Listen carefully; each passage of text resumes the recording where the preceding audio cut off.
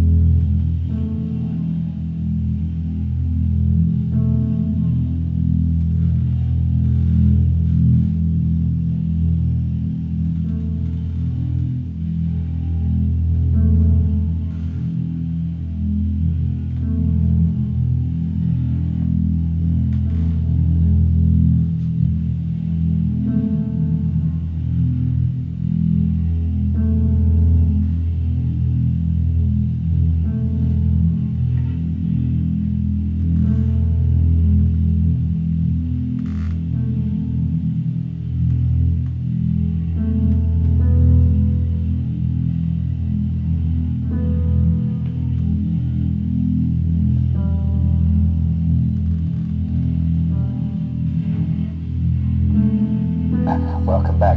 Got all your materials out? Ready to do a fantastic painting with me? Good. Tell you what though, before we get started, let me take just a moment of your time and talk a little bit about the equipment that we're going to be using today.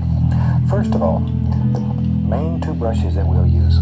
We have here a 2-inch and a 1-inch natural bristle brush.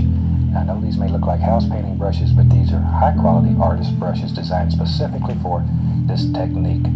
Don't confuse these with synthetic brushes such as nylon, polyester, etc. It absolutely won't work. The painting knives that we'll be using, we'll use two different knives. We have a number 10 knife, which is the larger of the two, and a number 5 knife. It's basically the same knife, only smaller, and it allows you to get into smaller areas and do detail work.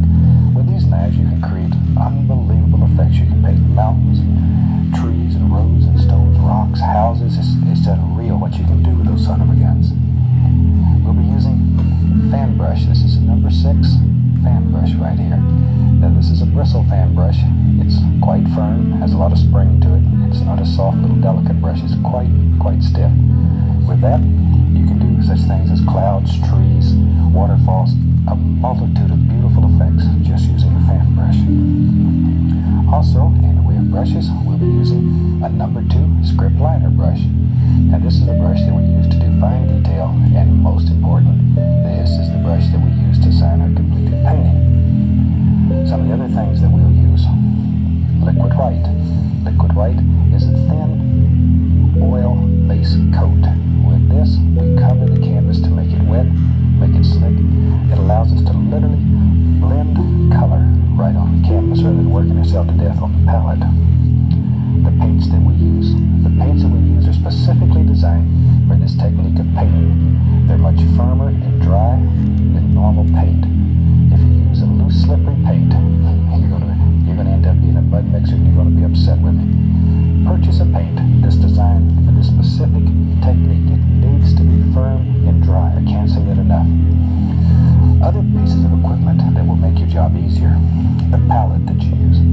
plexiglass palette, and you need a palette that's big enough to give you sufficient work area when you're using big brushes. Because where the brush is big, you need a nice area to work in. If you've got a little teeny palette, you're gonna kill yourself trying to stay in this little area. Get you a nice big palette. It really will work fine. Plexiglass makes a good palette. Now, normally it's very clear. I've scuffed this one up so it doesn't shine on TV. But normally they're crystal clear. Okay? Also, another thing that will help you, because if you watch the television series, you know I beat the brush against the leg of the easel. Paint thinner goes everywhere. You can ruin a happy marriage in a heartbeat. This is called a brush beater rack, and it's just a little wire rack that goes in the bottom of a waste paper basket. And you shake the brush inside of the basket, then you beat the devil out of it right on these little wire things here, right across this rack. And it contains all of your brush cleaning procedure inside of the bucket. It'll keep you from covering your whole room and getting everybody covered with paint thinner. I really think it's a good investment. Very cheap little thing. So I tell you what, let's take off and we get started here today. As we mentioned earlier, normally the first thing we always do is cover the entire canvas with a thin, even coat of the liquid white.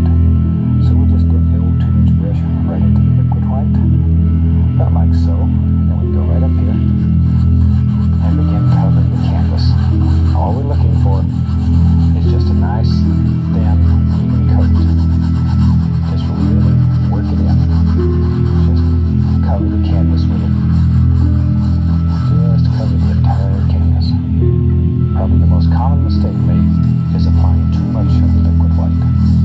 All you want is just enough to cover the entire canvas. If you think you may have a little too much liquid white, one of the easiest ways to make sure, clean dry your brush, and then go back over the entire canvas with a clean dry brush. That'll pick up any excess liquid white, and your canvas will be just right there. Just right. Okay. Just really scrub that on. There we go. Now one thing that'll help, I use a canvas that's very smooth. Some people like canvas that has a little more tooth to it, a little more nap to it. I like a smooth canvas. But I also use a canvas that has a gray primer. And that way you can tell exactly where your liquid white is. Now if you don't have a canvas that has a gray primer, it's just a white primer. A little trick that you can do is take a little bit of liquid black and just put a tiny little bit into your liquid white. It'll give it a gray cast. And then when you paint your white canvas, you can tell exactly where it's covered. Okay, long horizontal and vertical strokes, just to ensure that you have a nice even coating of liquid white over the entire surface. Get ready to go. Wash your brush. And we wash our brushes with odorless paint thinner. And I really recommend you use odorless thinner. There's a screen down here in the bottom of this bucket. Scrub the bristles against the screen. The solid material settle to the bottom. Paint thinner, it remains relatively clean. Shake off the excess. Then, and that's the fun part of this whole technique. Tell you what, let's make a happy little sky. And for that, I'm going to go right into a touch of phthalo blue. Just a little bit. Just pull a little bit of the color out and then tap the bristles firmly into the color. This will assure a nice, even distribution of paint all the way through the bristles. It does not take much color, just a little. Get us good up here.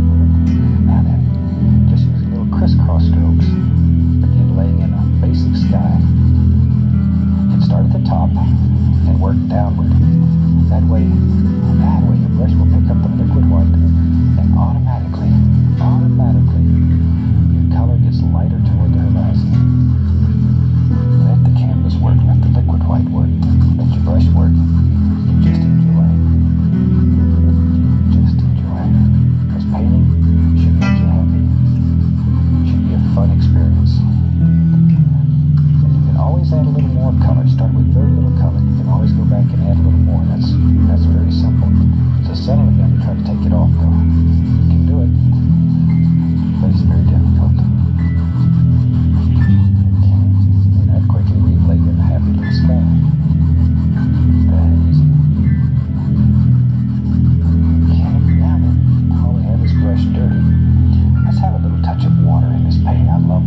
It's always fun to do. So I'm going to go right back into my phthalo blue, reach right over here and grab a touch. Just a touch of the phthalo green. Don't need much of that. It's very strong. Just a touch. Phthalo blue, phthalo green, and just tap it into the bristles again. Okay, now decide where you want the water to be. And pull from the outside in. Start on the outside, pull in. Start on the bottom, work up. So it gets lighter and lighter toward the horizon. Now see, if you start here and go over, it leaves a very distinct line, which is hard to blend out. But you can if you happen to forget. You can blend the outside in and leave a little area open right in here. Look like a little sheen of light coming across the water when we're done. Start at the bottom, work upward, let it get lighter and lighter toward the top. Lighter and lighter. Just like so. There we go. See how easy that is? That's all it is to it. And then I have several brushes going. And you'll find that it saves you a lot of time and a lot of money and wasted paint if you have several brushes. If you have one for dark color and one for light. Otherwise, your good paint's going to end up down here in this washer bucket. Okay, clean brush, and I'm just going to blend right across here. Very lightly. I don't want to lose this light area, but I just want to bring it all together. Just like so. Okay. That's ready.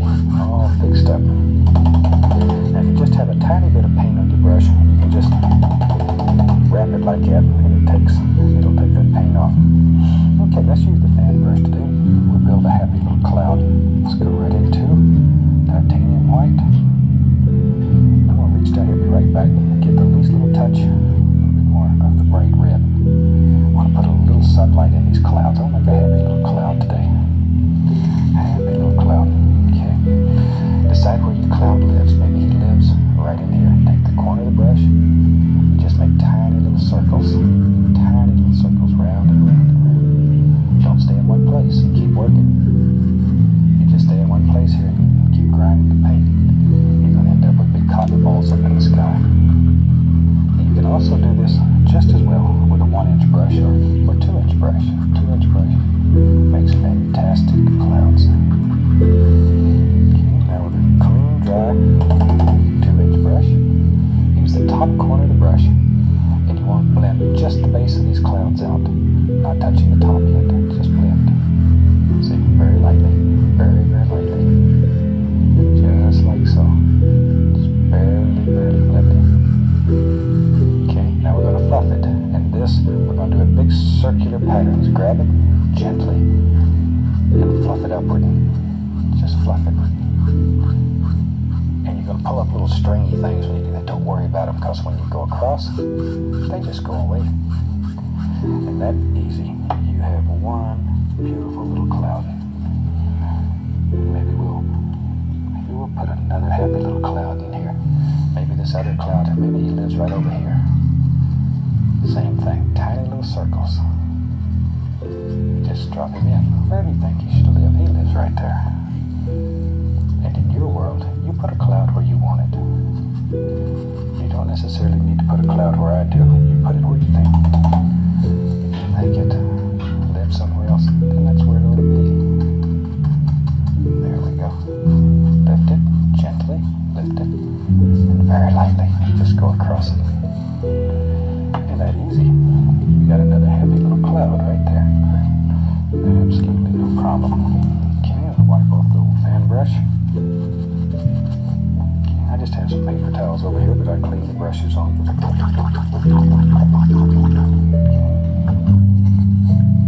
Just wipe it off and we're in business.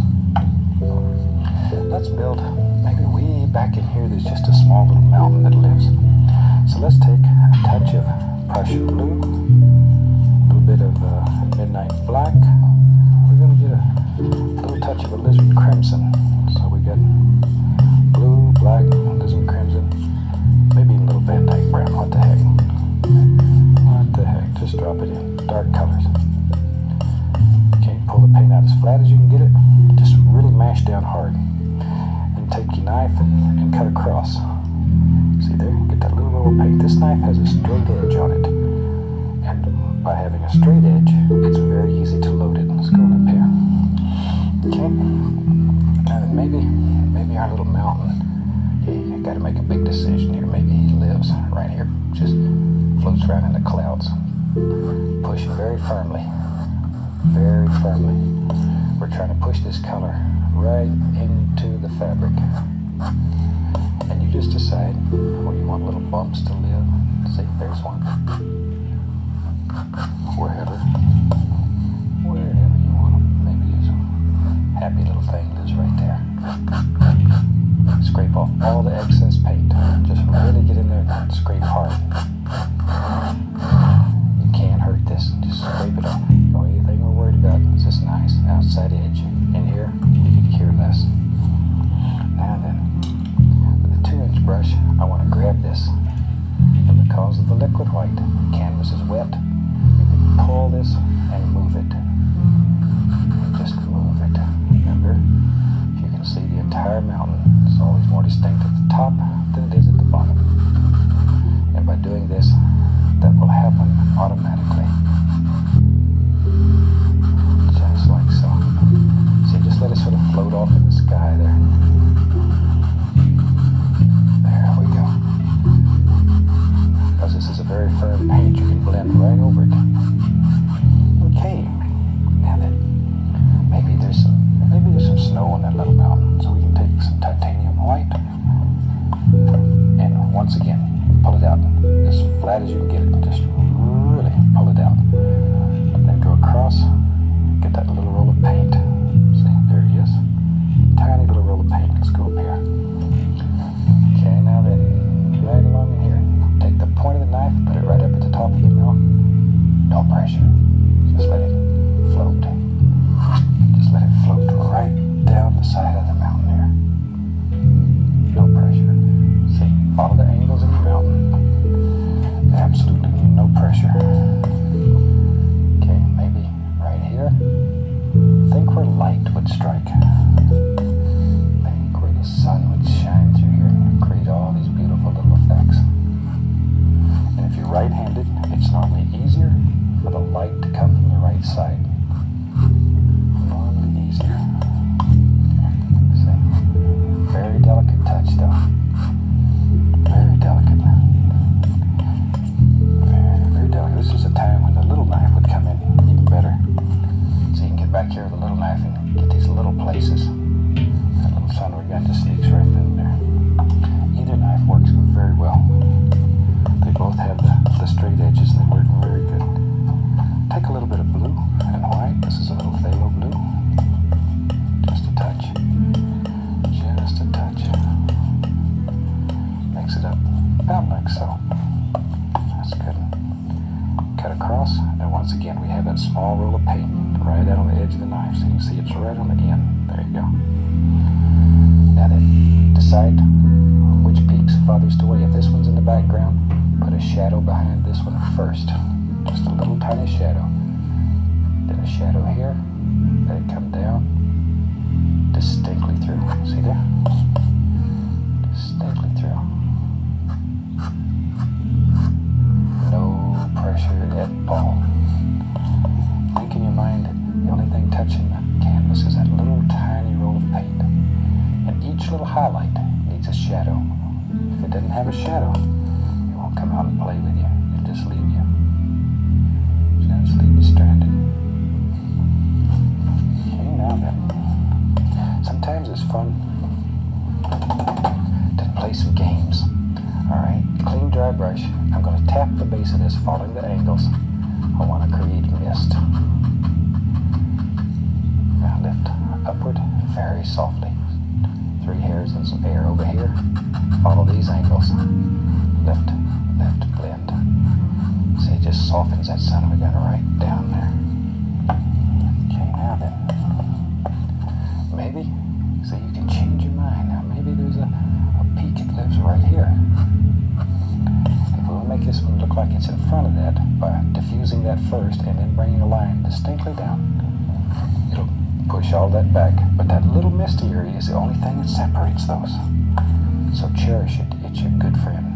Maybe this, shoot, look here. You can take this anywhere you want it to go. Anywhere you want it to go. But notice all the angles of highlight or light color are in the same basic direction. Because light's only going to strike at a given angle coming through here. Sing. Pretend you're a sunbeam just wandering around here and having fun. Okay, now we need a shadow back here. Everywhere there's a highlight, we have to have a shadow. Just a little shadow. Just a little happy shadow that lives right back here. See how that pops right out? Comes your friend. It's easy. Just a few little rules. Mountains are just geometric shapes. Highlights and shadows. And you can make some of the most fantastic mountains you've ever seen. What's great for practice and get to give you experience is just take a canvas and start at the top, paint mountains from top to bottom. And you'll learn more. Oh, it's a super way to practice. And by the time you're finished, you'll be good friends with the knife. Okay, tapping the base, following those angles again. Now you want to save that one line right there. That's a distinct line that separates these two entities. Save that. Lift upward, very gently. Whisper light. You don't want to destroy, you just want to diffuse. Over here, follow these angles. Save this line. That's a distinct line that you need. Give it a little blend. And you've got one very effective, yet very easy little mountain, and I knew you could do it. Tell you what, let's have some little footy hills that live right in here. For that, let's mix up some color. Shoot, we had this mountain color.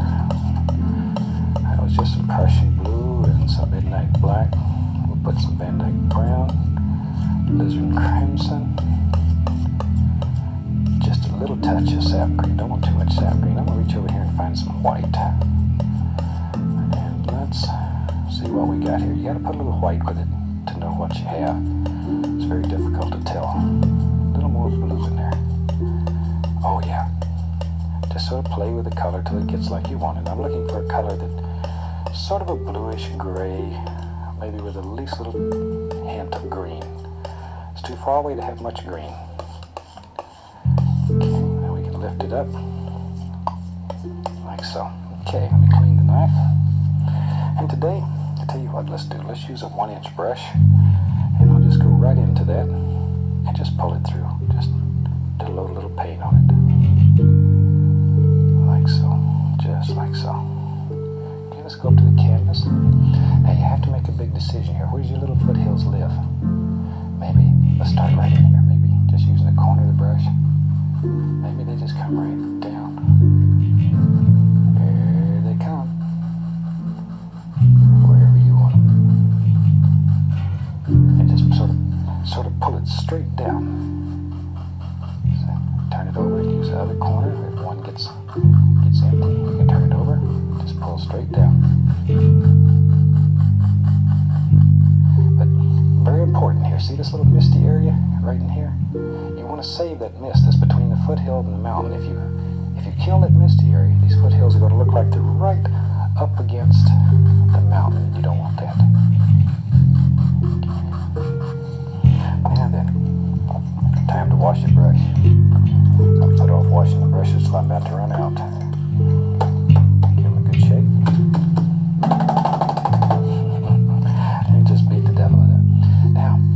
Create mist at the base of this foothill. So here, all we're going to do, and pay attention here to the angles. This foothill is going to sort of be coming down this way, just like so. There we go. See how soft that makes the base of that little son of a gun. Then give it gentle little upward lifts. Gentle, gentle, gentle. Alright. Now then, maybe we'll put one coming down this way.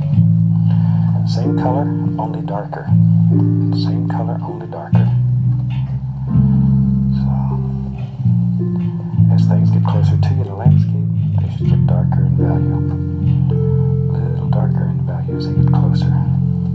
And you just mix these colors on your brush, shoot, no big deal. A little green in there. Not much green, it's too far away. Okay. Now maybe this one lives right along in here somewhere. There he goes. There he goes.